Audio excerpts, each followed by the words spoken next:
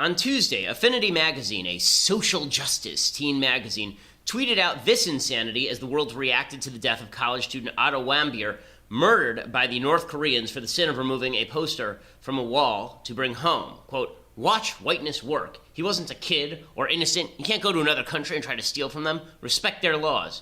Unfortunately, this hot take, a take so hot it would actually consume the sun with its own heat, wasn't the only left-wing attempt to slam Warmbier for the brutal sin of whiteness. The Huffington Post ran a piece after Warmbier was sentenced a few months ago to over a decade in jail in North Korea, in which the author stated, quote, "My mother's callous reaction to Michael Fay's sentence is my reaction to another young white man who went to an Asian country and violated their laws and learned that the shield his cis white male identity provides here in America is not Teflon abroad.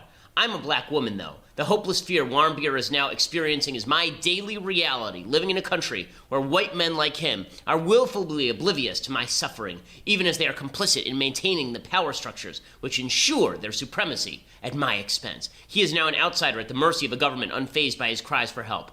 I get it." Larry Wilmore, that moron, ripped Warmbier as a frat boy and, quote, "frat boy privilege not valid in totalitarian dystopias." Funny.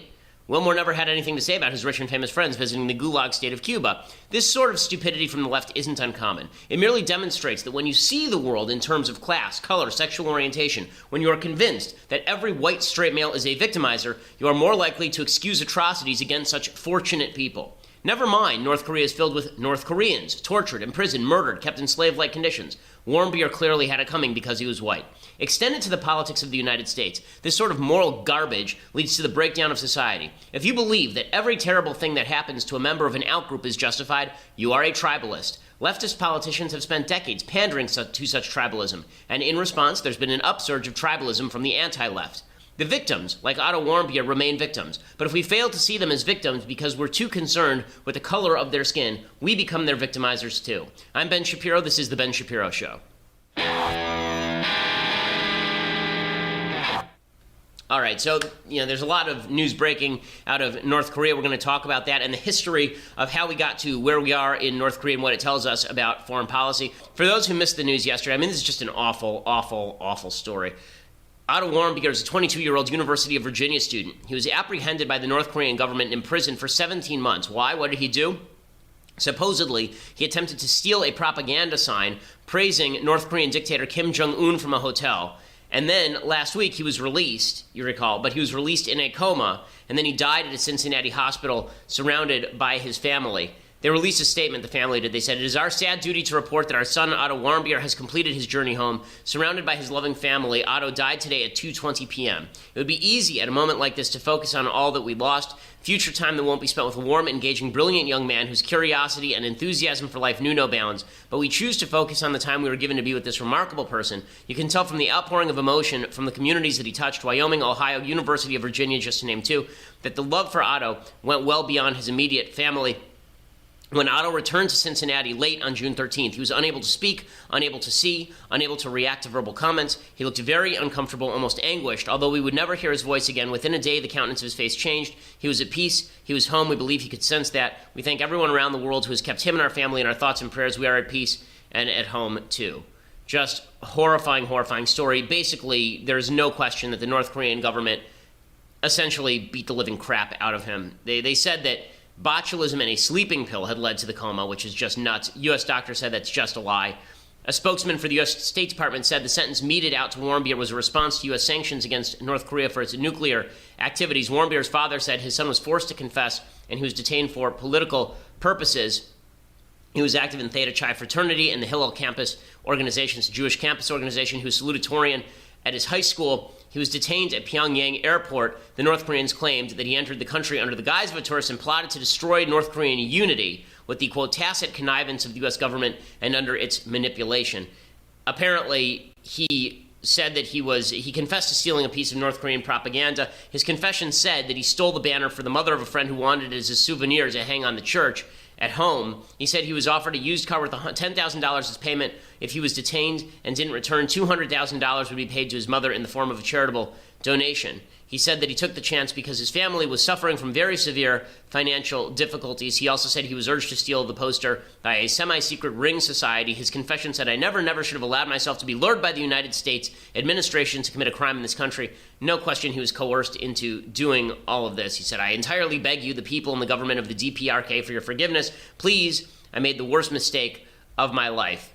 And apparently, according to his parents, they said that the Obama administration urged them to keep quiet.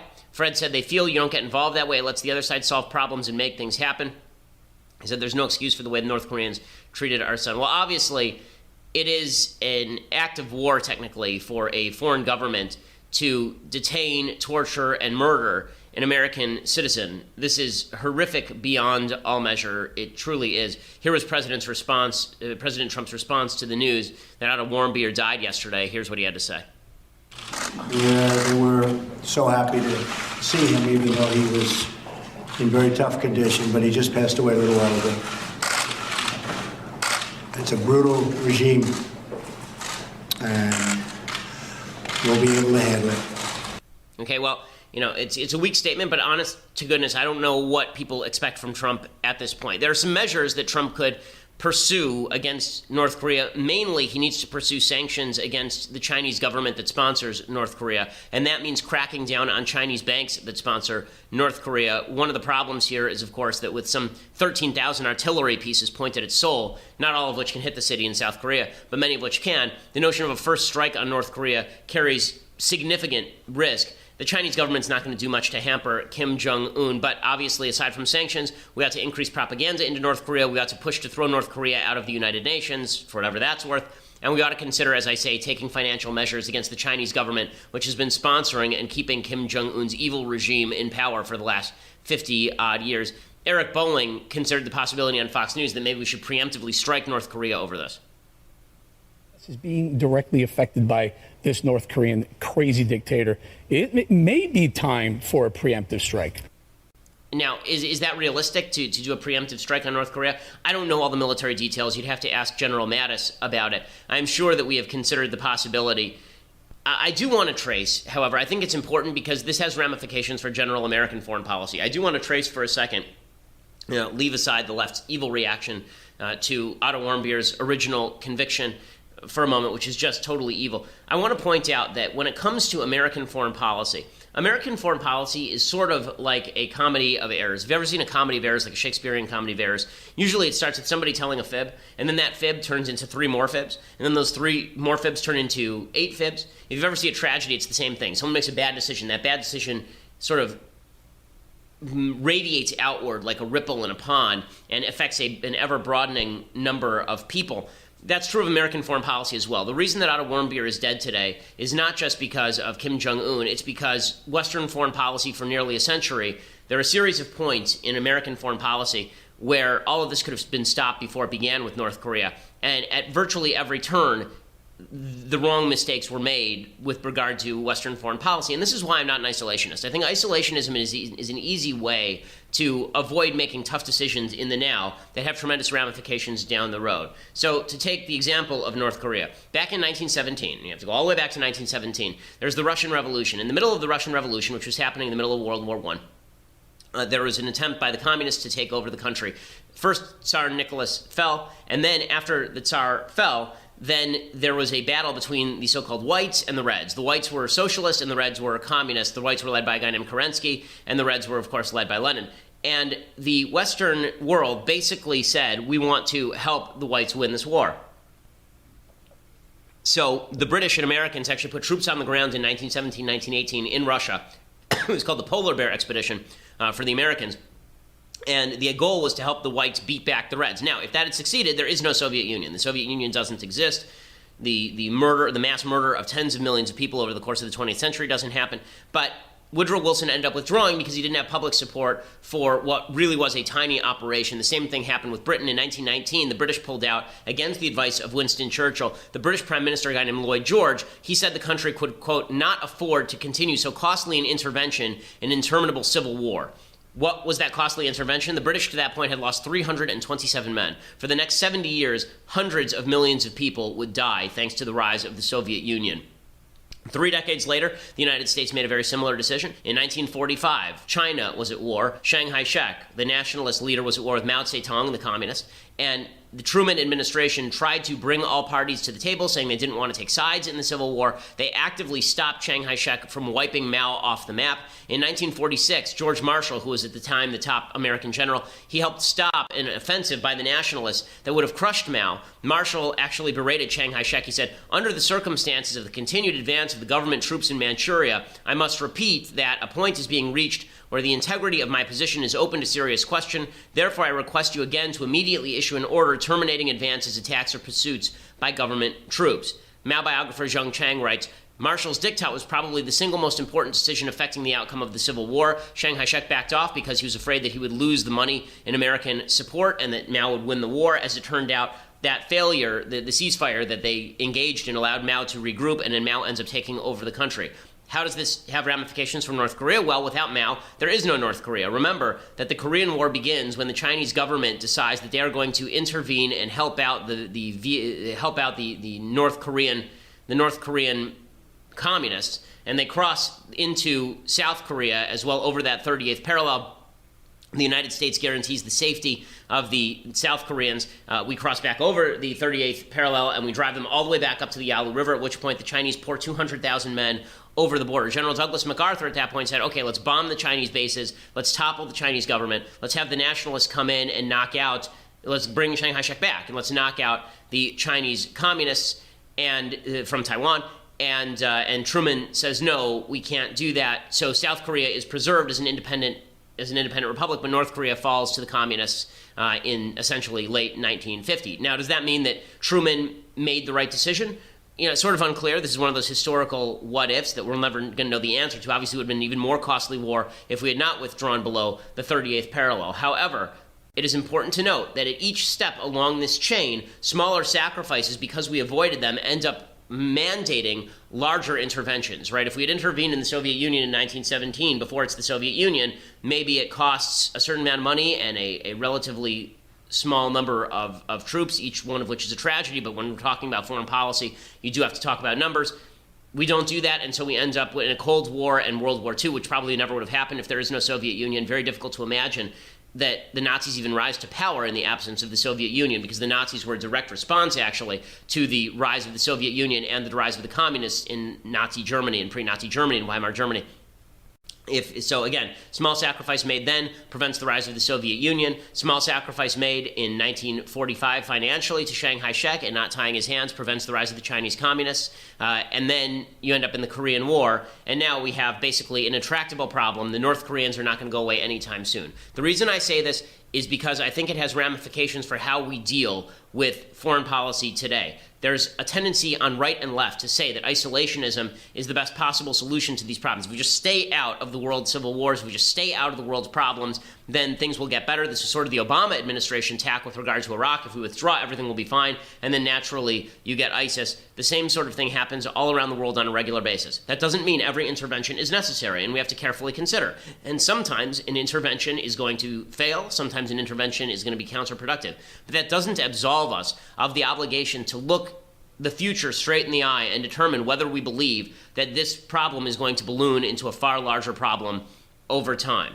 So again, I don't have any good solutions for North Korea. That's why I am not ripping on President Trump for having no good solutions for North Korea. There are no good solutions for North Korea at this point, short of pressuring the Chinese government, which so far we have not had the willingness to do. You know, President Trump was actually more right on North Korea before he met with the Chinese than he was after he met with the Chinese government. It is tragic, it is horrifying, and please, for the love of God, people, do not go to evil dictatorships for any reason, because you never know what is going to happen there. It's just horrifying. Okay, other things that I like. This was going around on Twitter yesterday, and I just love it. There's a Personals ad, basically, from 1865. It just goes to show you how maybe our standards have risen, but also fallen. So this is a young man who is putting out this notice. It says, "Chance for a spinster. A young man in Aroostook County, Maine, advertising for a wife, speaks of himself as follows, quote, I am 18 years old, So number one, first of all, the fact that you have an 18-year-old looking for a wife is a big difference. Now people don't grow up until they're 28. He says, I'm 18 years old, have a good set of teeth, and believe in Andy Johnson, the Star-Spangled Banner, and the 4th of July. Okay, so patriotism was actually a selling point back then. Kind of cool.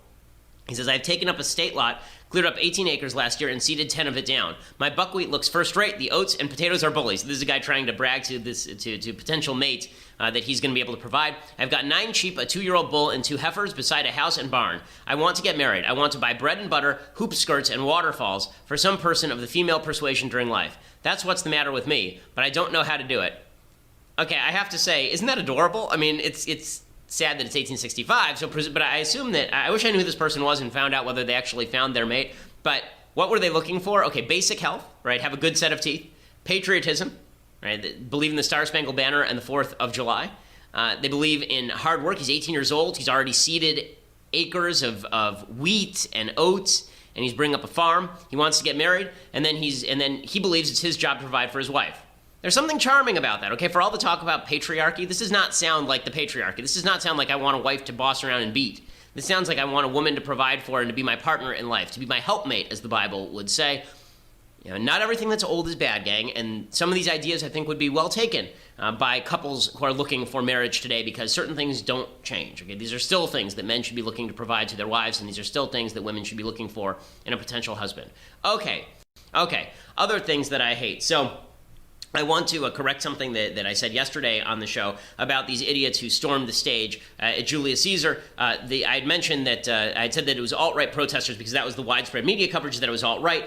Jack Posobiec, he has praised the alt-right in the past. He's an alt-right fellow traveler at the very least. He maintains, I guess, now that he's not alt-right. But the other person who stormed the stage is a gal named Laura Loomer. I had said alt-right protesters, and so she said, I'm not alt-right, I'm Zionist. So I apologize for getting that wrong. If she's not alt-right, she should stop hanging out with the alt-right. I also assumed that only the alt-right would be stupid enough to storm the stage at a Julius Caesar performance in order to protest against anti-Trump rhetoric or some such nonsense. In any case, she goes on with Sean Hannity. Remember, the very same Sean Hannity who's tweeting yesterday that he wouldn't take a position on this particular issue when I said this is really stupid, why are you doing this? Well, he took a position last night, and he had on Laura Loomer, and now they are promoting exactly the same sort of snowflakery that you see from the left. Listen to what she has to say and understand that if you switch the words left and right, this is exactly what leftists say about shutting down speeches on college campuses. Look, this is assassination porn, right? So the left is taking pleasure in watching an assassination attempt on President Trump. Shakespeare once said that violent delights lead to violent ends, right? And so when you're going to delight in the assassination of our president, it's going to have a violent end. Okay, and then she goes on to declare herself a hero. When she says that rhetoric is going to have a violent end, when you say that, you know, saying bad things about Trump or having what she calls assassination porn about Trump is going to lead to a violent end, okay, this idea that if you depict the Julius Caesar, which again, a play in which myriad leaders over the course of time have taken the role of Julius Caesar. This is not new. It happened to Obama in 2011. They did a production in Maine with Hillary Clinton in the Julius Caesar role. When she does this routine, again, I'm not saying the play is good. I'm not saying that this is smart. I don't think it is. In fact, in Deconstructing the Culture, I'm going to explain exactly what I do think the problem is with plays like this. But this idea that rhetoric innately leads to violence, even when it's not calling for violence, the idea that this is excuse to shut down other people's free speech, to shut down the play, as Laura Loomer wanted to do, or that she saved Trump's life by shutting down the play. I mean, I guess not all heroes wear capes, gang, but I'm pretty sure it's the Secret Service doing that job and not Laura Loomer shutting down a play for a bunch of effete liberals in New York City. Have you seen that crowd? You really think that crowd, like, these are the people who are going to go out and attempt assassinations? Okay, it's a bunch of snobbish liberals going to see Shakespeare in the Park. Give me a break. But again, this sort of self-appointed Praetorian Guard for Trump, it's so stupid, and it's the same thing the left does on campuses on a daily basis.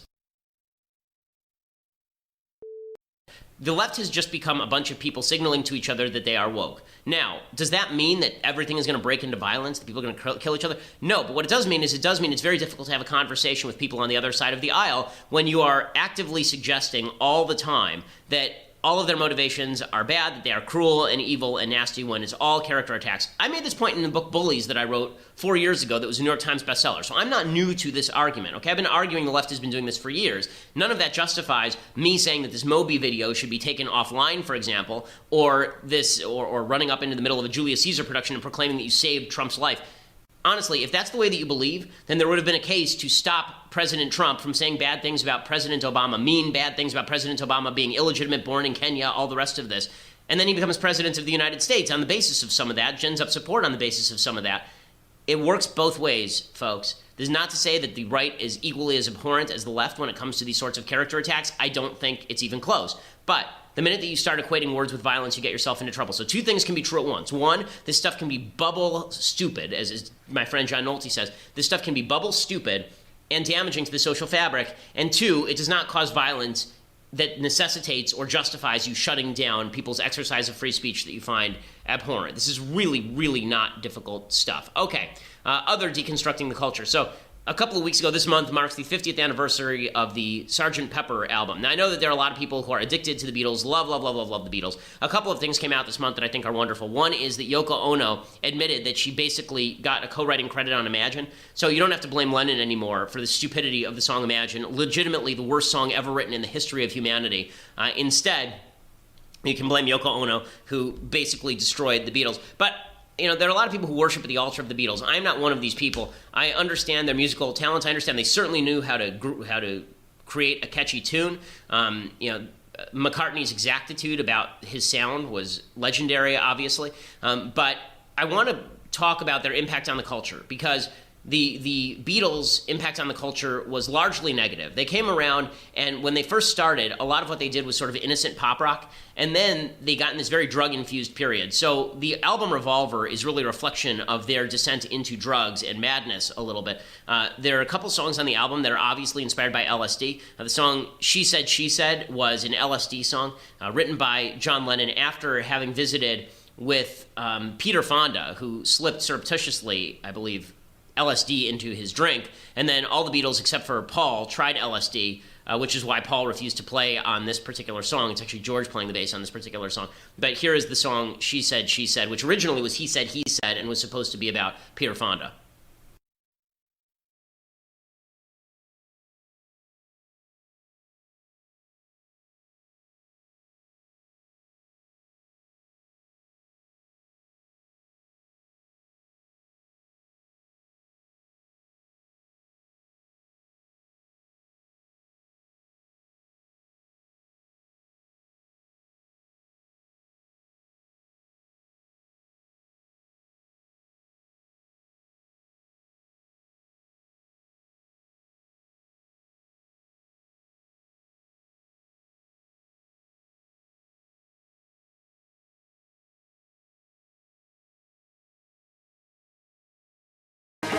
So this is obviously a new step forward in rock. I would say in some ways it's a step backward in rock, because it's not particularly more sophisticated in any way, this particular song, than a lot of the rock that came before it. It's certainly not more sophisticated than the jazz that was contemporary with it and came before it.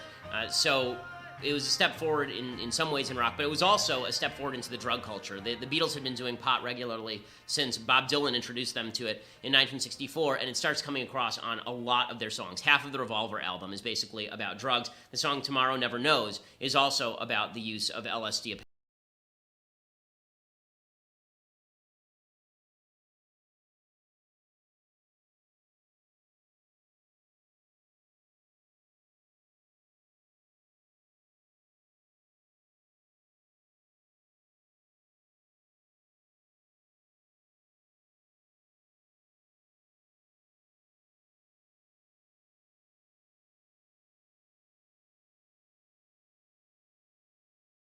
I Want to Hold Your Hand.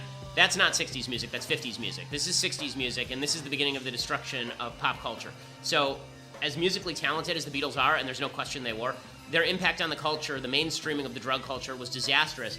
The song Come Together was actually written as it was supposed to be a gubernatorial anthem for Timothy Leary, who is the great progenitor of the LSD movement.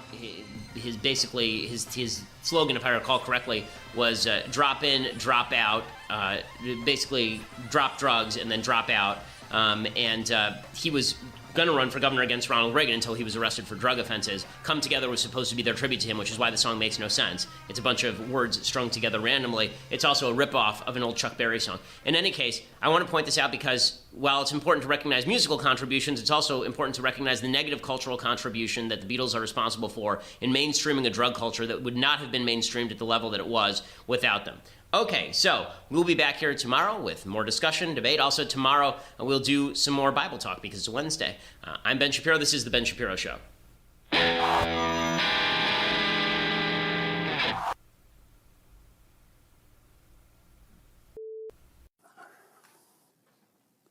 Well, I'll talk to you a little bit now about the concentration camp. Concentration camps were established, they were established in England, Germany, Russia, China, Cambodia, and Yugoslavia. And in the Soviet Union, the estimates, these are estimates that were derived by Solzhenitsyn, were that 66 million people died in internal repression in the Soviet Union between 1919 and 1959. That's a figure that's 10 times as great as the figures that are commonly used to describe the genocide rate in the Holocaust, which was more like 6 million. And Solzhenitsyn also estimated, but no one knows, that 100 million people died in China during Mao's Cultural Revolution, when Mao decided that he was going to wipe out all of Chinese tradition and destroyed much of the ancient artifacts that characterized that tradition in a riotous catastrophe that lasted more than a decade. Solzhenitsyn says, the imagination and strength, spiritual strength of Shakespeare's evildoers stopped short at a dozen corpses because they had no ideology. That's what gives evil doing its long-sought justification and gives the evildoer the necessary steadfastness and determination. That's the social theory which helps to make his acts seem good instead of bad in his own eyes and others. This was how the agents of the Inquisition fortified their wills, by invoking Christianity. The conqueror of foreign lands by extolling the grandeur of their motherland. The colonizers by civilization. The Nazis by race. And the Jacobins, early and late, by equality, brotherhood, and the happiness of future generations. Without evildoers, there would have been no archipelago. The archipelago, the Gulag archipelago, is Solzhenitsyn's metaphor for the prison camps, like the prison camps that exist now in North Korea, in which millions of people are starving and dying. For the prison camps that littered the entire Soviet Union. And those cultures became so pathological that in East Germany, for example, before the wall fell down, and East Germany was arguably one of the more civilized parts of the Soviet state, 1 person out of 3 was a government informer. So if you have a family of 5 people, there's a reasonable probability that 2 of them are going to tell a government agent what you say and think. And that was also portrayed as the highest possible moral virtue, because it was much better for you to be an admirable citizen of the state than, say, a loyal daughter. And that's what children were taught in school, that the family was a defunct unit and that individual relationships were secondary, and that all that mattered was adherence to the dogma that constituted the central axioms of the state. This is Solzhenitsyn's description of how communist ideological uniformity was enforced in the prison camps. An anonymous author is told how executions were carried out at Adak, a camp on the Pechora River. They would take the opposition members with their things out of the camp compound on a prisoner transport at night, and outside the compound stood the small house of the 3rd section. The condemned men were taken into a room one at a time, and there the camp guards sprang on them. Their mouths were stuffed with something soft, and their arms were bound with cords behind their backs.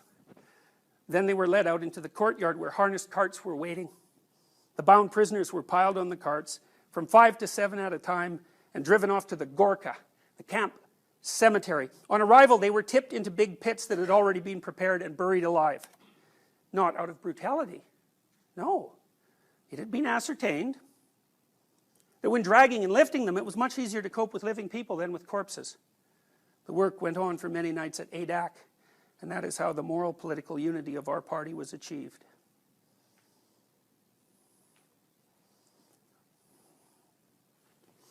If you have a rigid belief system, and that's what an ideology is, because its axioms are such that it encompasses all of reality, and then there are details left outside that don't seem to fit into that reality, Well, then you ignore them. But what if they're embodied? What if they're people who are objecting to the way you think?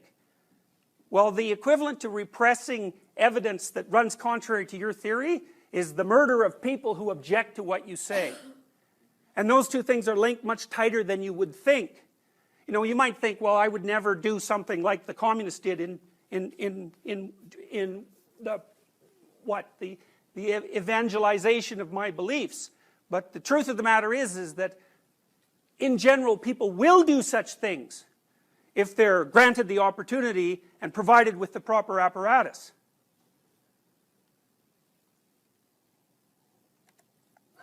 This is Frankl from his accounts of the concentration camps under Nazi Germany. The most ghastly moment of the 24 hours of camp life was the awakening, when, at a still nocturnal hour, the 3 shrill blows of a whistle tore us pitilessly from our exhausted sleep and from the longings in our dreams. We then began the tussle with our wet shoes, into which we could scarcely force our feet, which were sore and swollen with edema. And then there were the usual moans and groans about petty troubles, such as the snapping of wires which replaced shoelaces. One morning I heard someone whom I knew to be brave and dignified cry like a child, because he finally had to go out to the snowy marching fields in his bare feet, as his shoes were too shrunken for him to wear. In those ghastly moments, I found a little bit of comfort, a small piece of bread, which I drew out of my pocket and munched with absorbed delight. Solzhenitsyn. Many of the Gulag camps contained 2 classes of prisoners. Rapists, murderers, and thieves were very well organized in Russia and the Soviet Union, and political prisoners. And because the Soviets believed that the reason that people were thieves, murderers, and rapists was because of the appalling sociological conditions that they grew up into, they believed they were socially friendly elements who could still be redeemed. So they put them in charge of the camps. And so the political prisoners were at the bottom of the hierarchy. The prisoners ran the camps with minimal supervision. And the camps were often forced labor camps. And forced labor meant do something difficult and pointless until you die. It meant only secondarily produce something of potential value to the state. You saw this with Nazi Germany too. The Nazis, when they started to lose the Second World War, they could have stopped their Holocaust machinations and used the people they had imprisoned to build implements to further the war effort, which they did to some degree. So they could have used them as slaves. So this would be the logic. Take the slaves, make the munitions, win the war. Then, after you've won the war, you can run around and mop everybody up. But that isn't what the Nazis did. When they started to lose, instead of doing what you think would be rational in the pursuit of what was hypothetically their goal, they amped up the killing and took resources away from the war itself. And so the conclusion that's reasonable to draw from that is that the killing was the purpose of the war. All the rest of it was just window dressing. And exactly as Solzhenitsyn described in the earlier quotes that I told you, was that ideology was only there to allow the people who were fundamentally motivated towards genocide and destruction to pretend to themselves that they hadn't become rotten to the absolute core. But when push came to shove and they had to show where their allegiances lie, they weren't even valid followers of the Nazi Party, because they put the continued pursuit of death above their own survival, even as an ideology. And that's how ideology degenerates. And part of the reason for that is that the narrower the box that you stuff yourself into, the weaker your character becomes. Because there's nothing left of you. You're just a shell that has demons in it. But you're still the sort of thing that can suffer. And so if you cram everything you are into a box, a small, tight box, and you get rid of everything that doesn't fit, you get rid of everything in you that makes life bearable. And then life becomes unbearable. And then if life becomes unbearable, well then, of course, you're motivated to do nothing but to take revenge on it. Because why wouldn't you? If all you were doing was suffering stupidly and meaninglessly, how could you possibly show a positive face to yourself and to the rest of humanity? In cold lower than 60 degrees below zero, work days were written off. In other words, on such days, the records showed that the workers had not gone out to work. They were often digging canals on the frozen Siberian prairie by hand. There was one canal, I think it was on the Volga River, but I can't remember precisely. Stalin killed 300,000 people in a single winter, digging it by hand. And when it was done, it was so shallow that no ships could use it. The record showed that the workers had not gone out to work, but they chased them out anyway, and whatever they squeezed out of them on those days was added to the other days, thereby raising the percentages. And the servile medical section wrote off those who froze to death on such cold days on some other basis. And the ones who were left, who could no longer walk and were straining every sinew to crawl along on all fours on the way back to camp, the convoy simply shot so that they wouldn't escape before they could come back to get them. This is from William Blake. O rose, thou art sick, the invisible worm that flies in the night, in the howling storm, hath found out thy bed of crimson joy, and his dark secret love does thy life destroy. This is Solzhenitsyn. Fire, fire. The branches crackle and the night wind of late autumn blows the flame of the bonfire back and forth. The compound is dark. I'm alone at the bonfire, and I can bring it still some more carpenter's shavings. This compound here is a privileged one. So privileged that it's almost as if I were out in freedom. This is an island of paradise. This is the Marfino Sharashka, a scientific institute staffed by engineers, staffed with prisoners in its most privileged period. No one is overseeing me, calling me to a cell, chasing me away from the bonfire. And even then it is chilly in the penetrating wind. But she, who has already been standing in the wind for hours, her arms straight down, her head drooping, weeping, and then growing numb and still. And then again she begs piteously, "Citizen Chief, please forgive me. I won't do it again." The wind carries her moan to me, just as if she were moaning next to my ear. The Citizen Chief at the gatehouse fires up his stove and does not answer. This was the gatehouse of the camp next door to us, from which workers came into our compound to lay water pipes and repair the old ramshackle seminary building. Across from me, beyond the artfully intertwined, many-stranded barbed wire barricade, and 2 steps away from the gatehouse, beneath a bright lantern, stood the punished girl, head hanging, the wind tugging at her gray work skirt, her feet growing numb from the cold, and a thin scarf over her head. It had been warm during the day when they had been digging a ditch on our territory. And another girl, slipping down into a ravine, had crawled her way to the Vladikino highway and escaped. The guard had bungled. And Moscow city buses ran right along the highway. When they caught on, it was too late to catch her. They raised the alarm. A mean, dark major arrived and shouted that if they failed to catch the girl, the entire camp would be deprived of visits and parcels for a whole month because of her escape. And the women brigadiers went into a rage, and they were all shouting, one of them in particular, who kept viciously rolling her eyes. "Oh, I hope they catch her, the bitch. I hope they take scissors and clip, clip, take off all her hair in front of the lineup." This wasn't something she had thought up herself. This is the way they punished women in the Gulag. But the girl who was now standing outside the gatehouse in the cold had sighed and said instead, "At least she can have a good time out in freedom for all of us." The jailer overheard what she said, and now she was being punished. Everyone else had been taken off to the camp, but she had been set outside there to stand at attention in front of the gatehouse. This had been at 6 p.m., and it was now 11 p.m. She tried to shift from one foot to another, but the guard struck out his head and shouted, "Stand at attention, whore, or it will be worse for you." And now she was not moving, only weeping. "Forgive me, Citizen Chief. Let me into the camp. I won't do it anymore." But even in the camp, no one was about to say to her, "All right, idiot, come on in." The reason they were keeping her out there so long was that the next day was Sunday, and she would not be needed for work. Such a straw blonde, naive, uneducated slip of a girl. She had been imprisoned for some spool of thread. What a dangerous thought you expressed there, little sister. They want to teach you a lesson for the rest of your life. Fire, fire. We fought the war. And we looked into the bonfires to see what kind of victory it would be. The wind wafted a glowing husk from the bonfire. To that flame in you, girl, I promise the whole wide world will read about you. from Milton.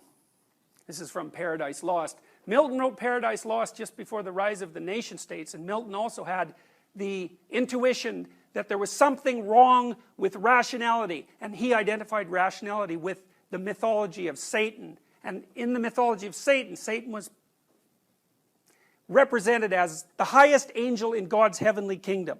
So you can think about that as the highest psychological function, who had rebelled against God and was then cast into hell. And the idea, there's an idea that's being expressed by Milton. He was one of the foremost poetic geniuses of the English language, Milton and Shakespeare. And what Milton was trying to understand was, what is the nature of evil? And his representation gathered up the dreamlike theories of evil that had been collected around all of Western civilization for thousands of years. And his hypothesis was this: evil is the force that believes that its knowledge is complete and that it can do without the transcendent. And as soon as it makes that claim, it instantly exists in a place that's indistinguishable from hell. And it could get out merely by admitting its error, and it will never do that. For whence but from the author of all ill could spring so deep a malice, to confound the race of mankind in one root, and earth with hell to mingle and involve, done all to spite the great Creator. This is from Richard III, Shakespeare. I shall despair, there is no creature loves me, and if I die, no soul will pity me. Nay, wherefore should they, since that I myself find in myself no pity to myself? Solzhenitsyn describes the reactions and actions of Communist Party members who were devoured by the system, because that often happened. The prison system, the Gulag system, was very indiscriminating. You could land there for good reasons or bad, and the bad reasons were probably better, because the punishment was more severe if you were imprisoned for your innocence. And Communist Party members often got vacuumed up, and this was ontologically and existentially intolerable for them, because they'd committed their whole soul to the ideological dogma, and then its tyrannical aspect picked them up and destroyed them like they were worth nothing. To say that things were painful for them is to say almost nothing. They were incapable of assimilating such a blow, such a downfall, and from their own people too, from their own dear party. The typical arrest was, you're at home with your family, in your bed, and it's 3 o'clock in the morning. And the door is kicked down, and they take you out of your bed in whatever you happen to be wearing, and they tell you to say goodbye to your family and give you like 25 seconds to pack, and then you're gone, and no one sees you again. They take you to the prison, they take off all your clothes, they shave your head, they have you pick out some random clothes from a pile of clothes, hopefully they don't fit, and then you're tried, you confess, if you will, and you're off to the prison camp. To say that things were painful for them is to say almost nothing. They were incapable of assimilating such a blow, such a downfall, and from their own people too, from their own dear party, and from all appearances for nothing at all. After all, they had been guilty of nothing as far as the party was concerned, nothing at all. It was painful to them to such a degree that it was considered taboo among them, uncomradely, to ask, what were you imprisoned for? Ha! They were the only squeamish generation of prisoners. The rest of us, with our tongues hanging out, couldn't wait to tell the story to every chance newcomer we met, and to the whole cell, as if it were an anecdote. Here's the sort of people they were. Olga Sliosberg's husband had already been arrested, and they had come to carry out a search and arrest her too. The search lasted 4 hours, and she spent those 4 hours sorting out the minutes of the Congress of the bristle and brush industry, of which she had been the secretary until the previous day. The incomplete state of the minutes troubled her more than her children, who she was now leaving forever. Even the interrogator conducting the search could not resist telling her, come on now, say farewell to your children. Here's the sort of people they were. A letter from her 15-year-old daughter came to Yelizaveta Tsetkova in the Kazan prison for long-term prisoners. Mama, tell me, write to me, are you guilty or not? I hope you weren't guilty, because then I won't join the Komsomol, which was the young communists organization, and I won't forgive them because of you. But if you're guilty, I won't write you anymore, and I will hate you. And the mother was stricken by remorse in her damp, grave-like cell with its dim little lamp. How could her daughter live without the Komsomol? How could she be permitted to hate Soviet power? Better that she should hate me. And so she wrote, I am guilty. Enter the Komsomol. How could it be anything but hard? It was more than the human heart could bear to fall beneath the beloved axe, and then to have to justify its wisdom. But that's the price a man pays for entrusting his God-given soul to human dogma. Even today, any Orthodox communist will affirm that Tsetkova acted correctly. Even today, they cannot be convinced that this is precisely, quote, the perversion of small forces, that the mother perverted her daughter and harmed her soul. Here's the sort of people they were. YT gave sincere testimony against her husband. Anything to aid the party. Oh, how one could pity them. If they at least had come to comprehend their former wretchedness, this whole chapter could have been written quite differently if today at least they had forsaken their earlier views. But it happened the way Maria Danielin had dreamed it would. If I leave here someday, I am going to live as if nothing had taken place. Loyalty? In our view, it's just plain pig-headedness. Those devotees to the theories of development construed loyalty to that development to mean renunciation to any personal development whatsoever.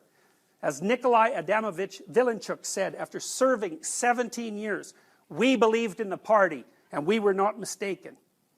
Is this loyalty or pig-headedness? No, it was not for show and not out of hypocrisy. Hypocrisy that they argued in the cells in defense of all the government's actions. They needed ideological arguments in order to hold on to a sense of their own rightness. Otherwise, insanity was not far off. This is from Paradise Lost. So, in this scene, Satan is cast into hell, and it's because of his rebellion against the transcendent, his idea that he himself is sufficient.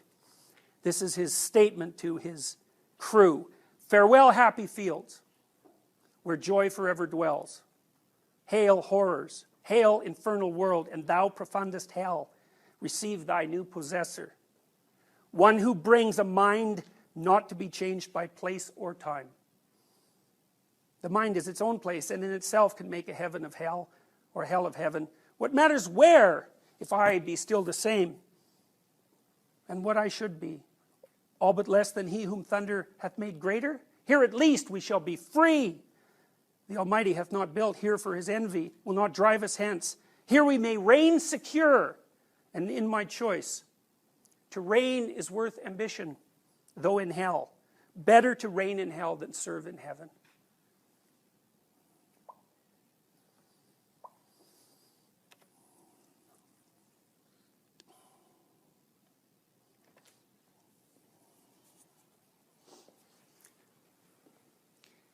The existentialists of the late 19th century attempted to diagnose the pathology of the human personality at a deeper level, I believe, than anyone else had ever attempted. And their fundamental conclusion was that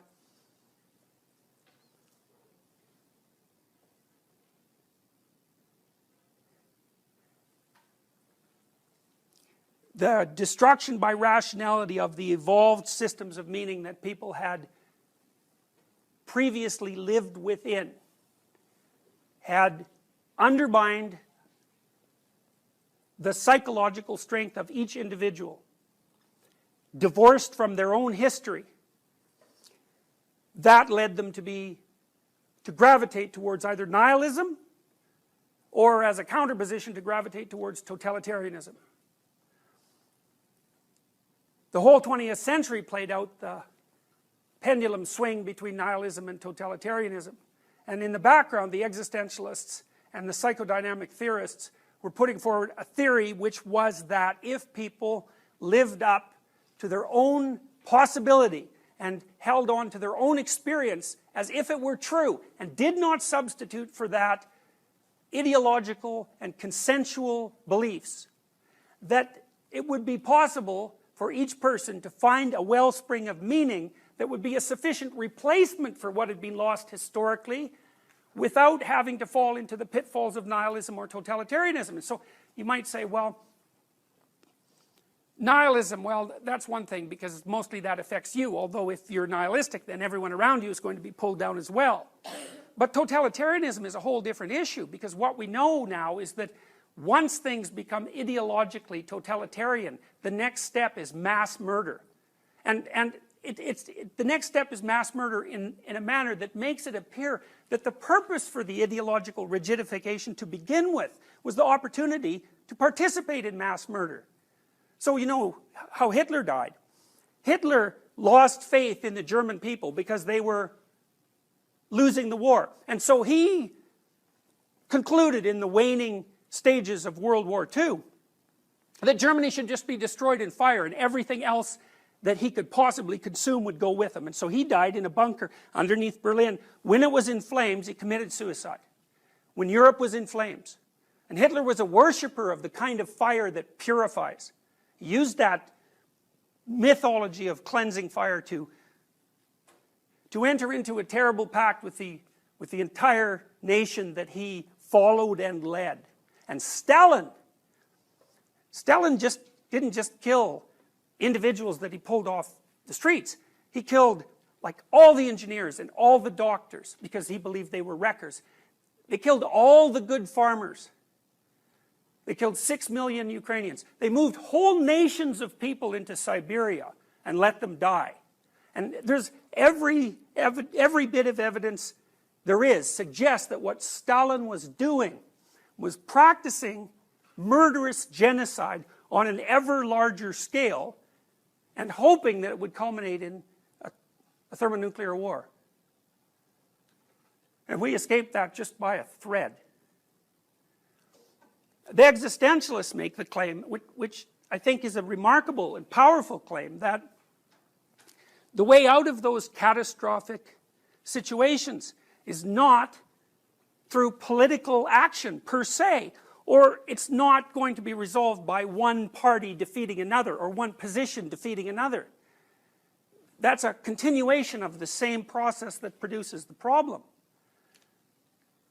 The existential and the psychodynamic answer to this problem is that it's more a disease of the soul than a disease of the state, and that the way to address it is to ensure that you live in a manner that makes you neither nihilistic nor susceptible to ideological possession.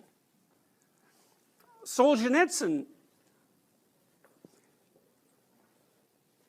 and other thinkers like him, like Frankl, believed that society was a macrocosm of the individual. Not the other way around, not that the individual is a sub-element of society. Believed that the choice that each individual made was potentially so powerful in relationship to pathological behavior or honest and thoughtful behavior that a single individual properly developed could stand up against a tyranny and win. And it seems to me, and I've thought about this for a very long time, that the lesson of the 20th century is that a single individual can stand up against a tyrant and win. And each of us are single individuals. And the danger of tyranny and the danger of nihilism are not past.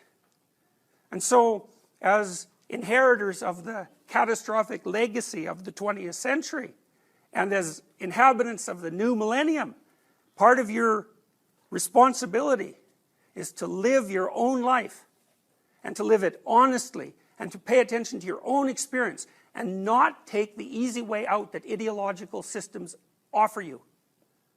They're destined to transform themselves into rigid and murderous pathologies. And you offload your responsibility for thinking and acting to them. And then you have to ask yourself, well, what are they? Well, all the evidence suggests that they're not the sort of thing that you want to have in your head.